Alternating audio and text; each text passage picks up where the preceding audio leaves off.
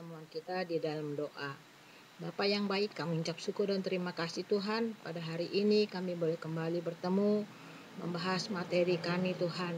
Terima kasih Engkau Allah Roh Kudus menolong setiap kami, agar kami memahami apa kehendak-Mu melalui materi kami hari ini. Terima kasih Bapa, dalam nama Yesus kami bersyukur. Amin. Anak-anak, hari ini kita masuk ke dalam pelajaran yang ke-7, yaitu dengan judul Aku Berubah. Bacaan Alkitab kita pada hari ini di dalam 2 Tawarik 29 ayat 3 sampai 36 dan di dalam Roma 12 ayat yang kedua.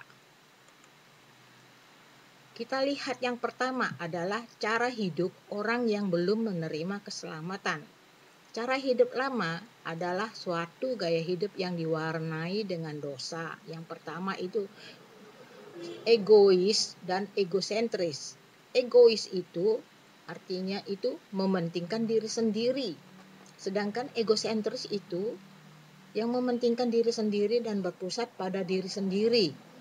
Tidak peduli dengan orang lain, ya. Yang kedua, suka menghakimi. Mereka selalu merasa bahwa diri mereka yang paling benar, jadi orang lain itu salah. Yang ketiga, tinggi hati, yang lebih dikenal dengan kata sombong. Mereka merasa diri mereka yang paling sempurna, tidak mau menerima kritikan. Kisah yang paling terkenal untuk menggambarkan orang yang tinggi hati adalah kisah Menara Babel. Bisa kita baca di dalam Kejadian 11 ayat yang 1 sampai yang ke-9. Itu cara hidup manusia lama, ya. Sedangkan cara hidup orang yang telah diselamatkan, beberapa ciri hidup baru yang dilakukan oleh orang yang telah menerima keselamatan. Yang pertama, dia belajar mengosongkan diri. Nah, mengosongkan diri itu artinya menekan kehendak manusia kita menjadi sekecil mungkin, sehingga kehendak Tuhan memiliki ruang untuk memerintah dalam diri kita. Jadi dia memberikan kesempatan kepada Tuhan atau Roh Kudus untuk bekerja dalam hidupnya. Tidak mementingkan dirinya sendiri, tidak egois menguasai dirinya, tetapi sifat-sifat Allah yang menguasai hidupnya. Yang kedua, mengerjakan keselamatan. Mengerjakan keselamatan itu artinya mengusahakan hidupnya untuk terus berada dalam anugerah keselamatan yang telah Tuhan berikan. Jadi selalu ada pergerakan kasih Kristus dalam hidupnya. Yang ketiga, menjadi berkat. Ketika kita sudah membuat orang lain merasa sukacita, terberkati, perdamaian, semua itu sudah menjadi contoh bahwa kita memberkati orang lain. Itu cara hidup yang orang yang sudah diselamatkan. Nah, sebelum mengganti nama, ada seorang tokoh ini yang namanya Saulus. Dia seorang Yahudi yang sangat fanatik dan sangat membenci orang Kristen. Dalam kehidupan lamanya, dia merasa bahwa ia tidak berdosa, meski ia menganiaya orang Kristen.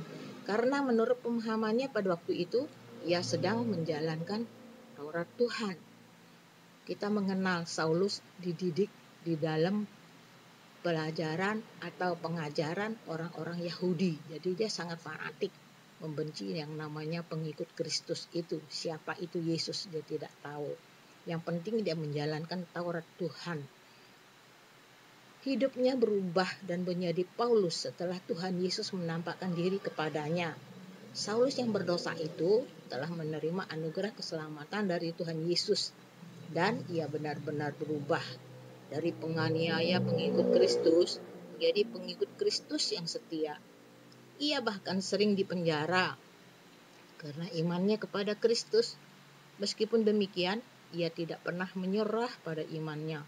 Iman dan kasihnya kepada Kristus bahkan bertambah besar. Nah, kita bisa baca ya kisahnya dalam kisah para rasul. Bagaimana Saulus yang sombong, yang merasa dirinya paling benar saat itu, yang dia seorang yang melakukan Taurat Tuhan. Hati-hati ya, kita jangan sampai melakukan hal seperti Saulus yang memiliki kesombongan, mengerti, memahami firman Tuhan, langsung menganggap orang lain itu salah, orang lain itu adalah di bawah kita lebih dari segalanya. kita harus meneladani Paulus. Ada perubahan hidup di dalam dirinya yang membawa Kristus semakin dipermuliakan. Walaupun dia mengalami aniaya, dia tetap mempertahankan imannya sampai dia mati. Maukah kamu meneladani Paulus? Untuk meneladani Paulus, kamu tidak perlu menunggu jadi dewasa atau menjadi pendeta. Kamu bisa melakukannya dan melatih mulai dari sekarang dengan memberitakan firman Tuhan. Bagaimana caranya? Dengan melalui perkataan dan tindakan. Ya, jadi perkataan dan tindakan kita harus mencerminkan Kristus. Jadi tunjukkanlah pengajaran Kristus kepada semua orang melalui tingkah laku yang benar. Ya, jadi kita pelajaran yang lalu-lalu kita sudah bagaimana belajar Kristus itu senantiasa menjadi sentral dalam hidup kita. Nah, Raja Hizkia itu melakukan perubahan pada masa-masa pemerintahannya. Kenapa dia melakukan perubahan? Karena sebelum Yerusalem di bawah kepemimpinannya, rupanya raja-raja pendahulunya melakukan kekejian di mata Tuhan. Ada penyembahan kepada Baal berhala ya. Jadi Hizkia melakukan semua itu karena ia tahu bahwa Allah yang ia sembah adalah Allah yang maha kuasa dan hanya kepadanya dia harus menundukkan diri sehingga akhir hayatnya. Nah, dia terkenal sebagai raja yang berhasil. Kalau kita mau dikenang nama baik kita, kita harus melakukan kebenaran, yaitu kebenaran hanya di dalam Kristus Yesus. Kita bisa baca dalam 2 Tawarik 29 ayat 3 sampai 36. Ini tokoh juga ada contoh, Rasul Paulus ingin mengingatkan jemaat di Roma agar mau mengubah hidup mereka menurut hikmat dan akal budi yang telah diperbarui dalam Tuhan Yesus Kristus. Mereka tidak boleh lagi menjadi sama dengan dunia.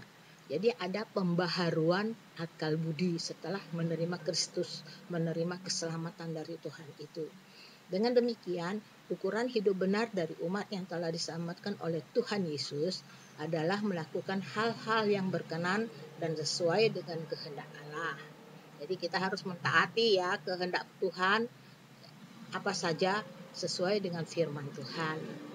Nah, sekian dan terima kasih. Tuhan Yesus memberkati.